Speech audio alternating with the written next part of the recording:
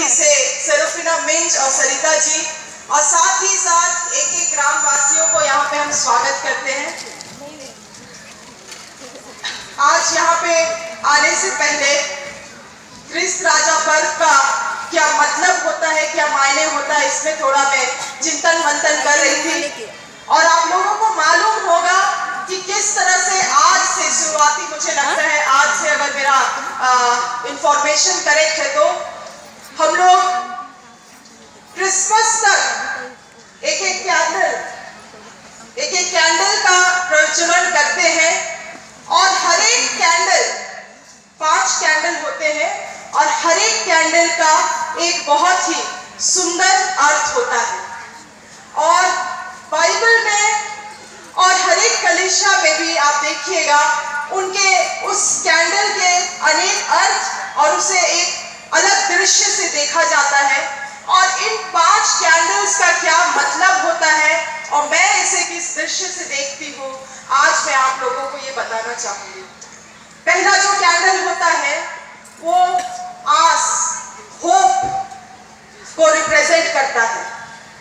और आस हम सभी को है।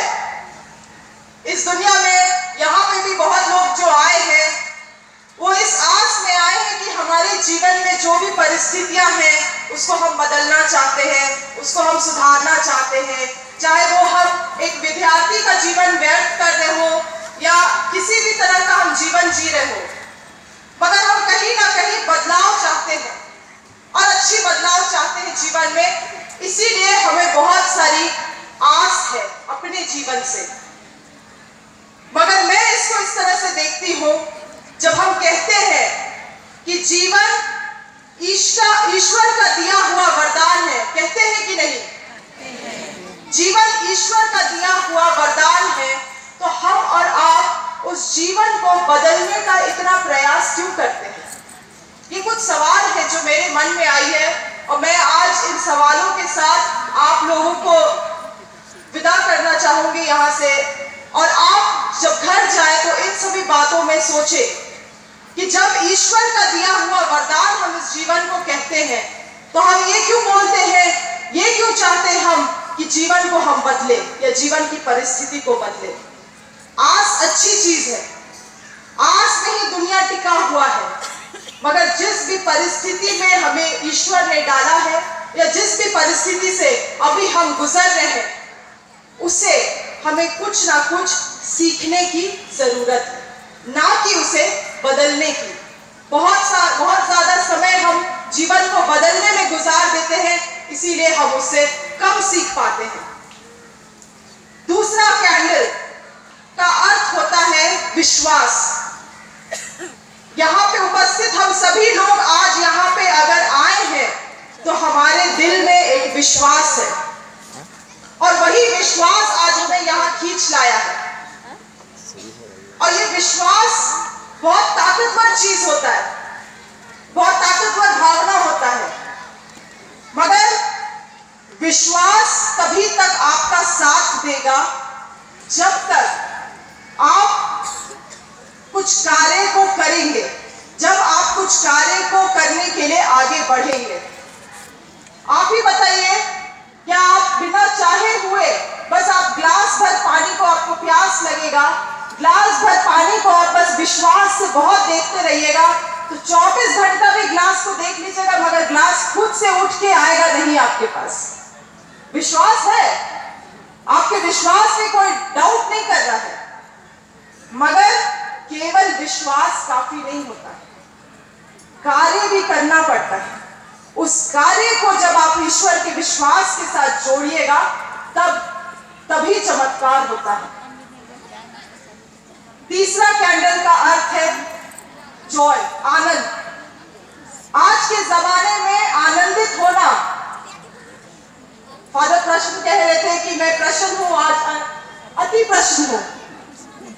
मगर प्रश्न होना या आनंदित होना आज के जमाने में इतना आसान नहीं है, क्योंकि हम लोग संसारिक मोह माया से इतना जुड़ चुके हैं कि जब हमारा एक ख्वाहिश पूरा होता है तो उसका आनंद मनाने से पहले ही हम दूसरी ख्वाहिश पालने लगते हैं। पहले के जमानों में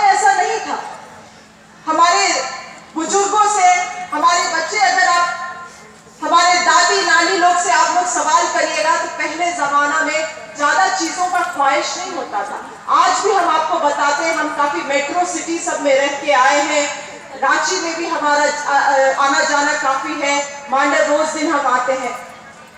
आपको बताना चाहूंगी कि शहर में, गांव में जितने लोग खुशी से रहते हैं उतना शहर में लोग खुश नहीं है आज। और इसका क्या कारण है? कारण यह है कि शहर में हम लोग संसारिक प्रेम, संसारिक चीजों से प्रेम ज्यादा है लोगों को। और जिस भी समाज या जिस भी समुदाय में संसारिक प्रेम ज्यादा रहेगा उस समाज में दुख होना जरूरी है, दुख होगा ही होगा। इसीलिए आज के जमाने में आनंदित होना इतना आसान बात नहीं है, जितना मैं इसको हम और आप बोल पाएंगे वो दूसरी बात है, मगर एहसास करना उस आनंद को इतना आसान नहीं होता है। चौथा कैंडल का अर्थ होता है शांति, पीस, शांति। फिर से मैं आपको यही उदाहरण देना चाहूंगी कि पहले के जमाने में ज्यादा लोग आज भी कहते हैं, हम अपनी बातों में इस चीज का वर्णन करते होंगे हम सभी, कि पहले के जमाना में लोग ज्यादा खुश थे, ज्यादा शांति का अनुभव करते थे। आज ऐसा क्यों नहीं है?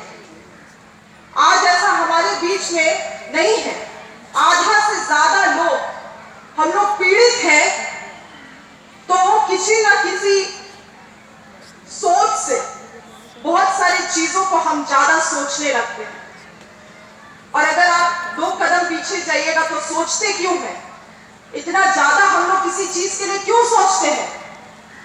अपने चाहे परिवार का चिंता हो, या नया गाड़ी खरीदने का चिंता हो, या अपने बच्चों को नए स्कूल में डालने का चिंता हो, इतना चिंता क्यों है हमें?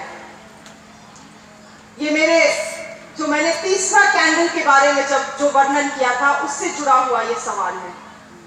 चिंता इसीलिए है क्योंकि फिर से हमें सांसारिक मोह माया बहुत ज्यादा है, सांसारिक चीजों से हमें लगाव बहुत ज्यादा है। और आखिरी चीज पवित्रता के बारे में बाइबल कहता है, पवित्रता। आखिरी जो कैंडल हम लोग लाइट करेंगे क्रिसमस से पहले, क्रिसमस के दिन, वो है पवित्रता का कैंडल। आज पवित्र जब हम बोलते हैं तो क्या चीज पवित्र है? आज तो आप गंगा में पानी भी लेने जाइएगा तो वो भी पवित्र नहीं है। क्या पवित्र है आज के दुनिया में? क्या हमारा दिल पवित्र है? क्या जिस विश्वास से हम और आप आज यहाँ आए हैं, क्या वो विश्वास पवित्र है? पवित्र का अर्थ क्या है? पवित्रता वो होता है जब हमारा दिल, जब हमारा विश्वास, जब हम कोई काम करते हैं उसके पीछे कोई स्वार्थ का भावना ना हो, वो है पवित्रता। मगर आज फिर से वही कहूंगी, संसारिक मोह माया इतना है कि वो पवित्रता से भी हम लोगों को दूर कर देता है, छल कपट से भी हम लोगों को दूर कर देता है। इसीलिए आज जब फादर